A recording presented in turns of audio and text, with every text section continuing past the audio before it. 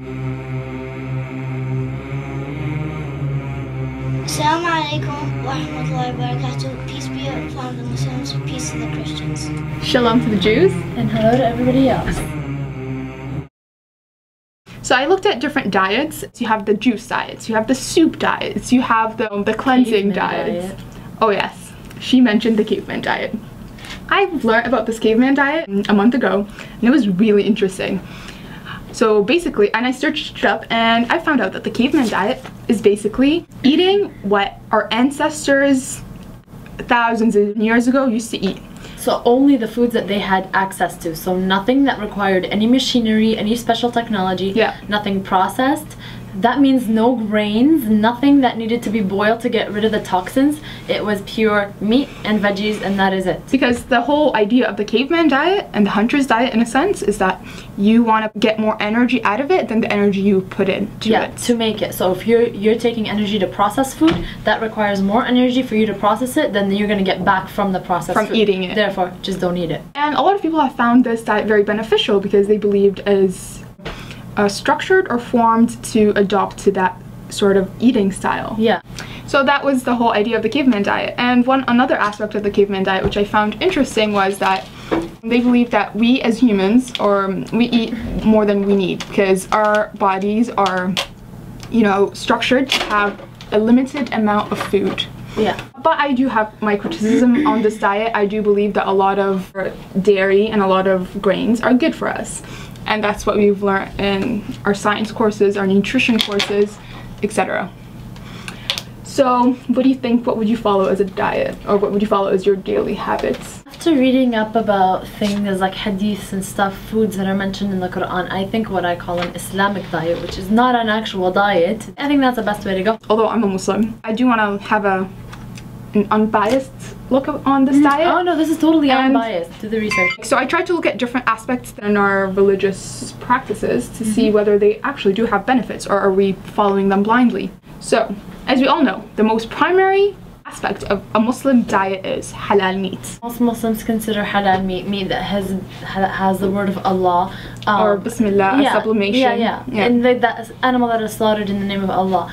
But there's much more to that, right, Sarah? Yeah, halal meat, the whole idea of halal meat is because Islam encourages us to be merciful to animals, and that's something we need to also remember. We must be merciful to animals. So the whole logic behind halal meat is that when you slaughter that animal, he has to feel no pain. He has to feel, he should not be scared. And shouldn't be slaughtered in front of other animals so that they don't get scared. He can't see other animals being slaughtered, and they can't see him being slaughtered. He has to be fed and watered before. Fed and watered, and he has to be relaxed and put down really slowly, and then slaughtered from his neck in a very his neck should be completely severed by the second blow. Yeah, and it should be a very sharp knife, because if it was a dull knife, it will be very painful. Exactly. And that's, it has to be drained of all blood as well. And then as soon as you sever the neck.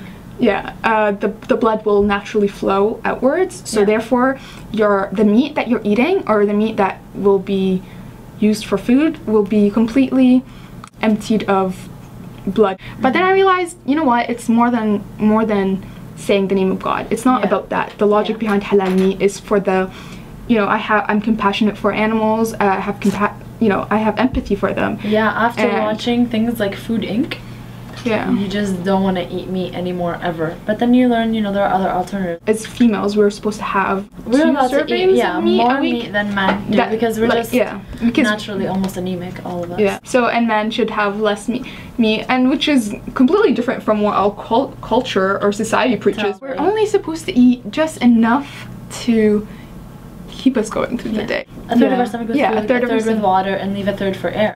So going back to the third full, third empty idea, is that we're supposed to eat just so we're satisfied. Because think about it, the obesity rate and how much we consume of calories every single day is much more than we need. And your body is extremely efficient. Breaking down one molecule of glucose gives you so much ATP.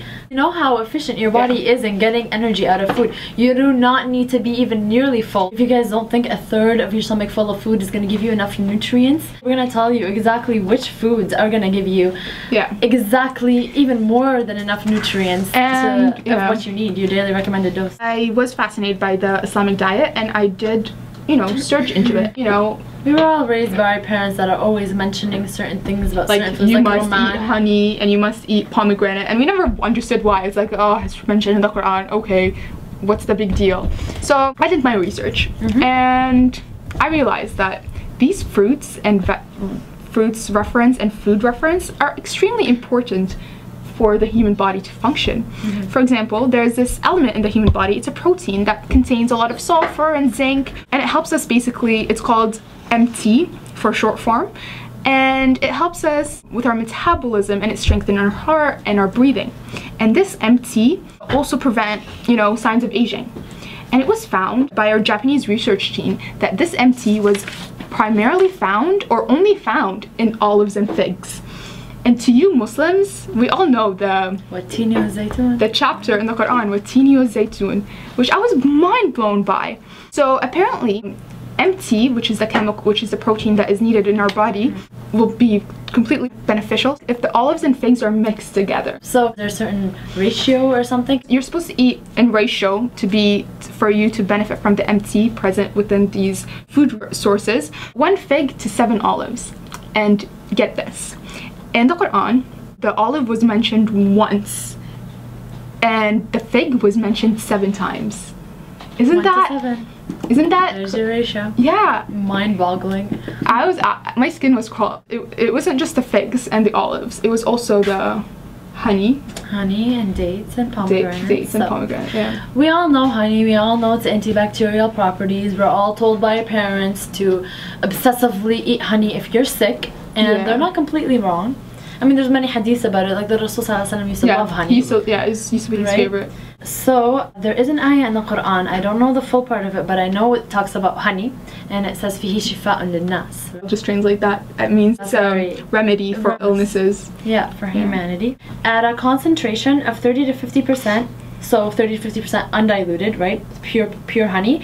It's superior to certain conventional antibiotics in treating urinary tract infections. So at that small concentration, it is superior to the medicine we have these days for treating infection. Do you know what's interesting? That penicillin, which was, well, first of all, honey was used very vastly before the 1930s. And in the 1930s, in World War I and II, penicillin started to be used. And, you know, penicillin has taken over the pharmacy. For treating infections? For treating bacteria or bacterial infections. And now bacteria have formed this resistance for penicillin, and we all know that. Like, the antibiotics that you now take are not as effective as they were, you know, 50 years ago. Right, and because we don't know exactly how honey works yet, a lot of researchers, a lot of resistance to it. A lot of researchers have drawn their attention back to honey recently. It's a very modern interest for research for honey. And so the last thing we're talking about is dates, which was always talked about by the Rasul. It's always mentioned in Islam. It's a very traditional food. It is very traditional, and it is said to be extremely healthy. So we're going to read a little bit about dates. So they're effective in guarding against night blindness. So night blindness is a condition where you have little vitamin A, which is the stuff that forms your retina. So in the night, these are people that literally cannot see at all, completely blind at low intensities of light. So it guards against that. In the early years of Islam, dates served as food for Muslim warriors. So this was food that the warriors used to eat. They always used to carry around in special bags at their sides. And they did this because they're the best stimulants for muscles and the best food for warriors to eat before battle. That's interesting. So you eat a date, it stimulates your muscles, you go into battle and you just own the other side. I'm going to just quickly tell you exactly what's in dates so you guys can know how many nutrients are in here.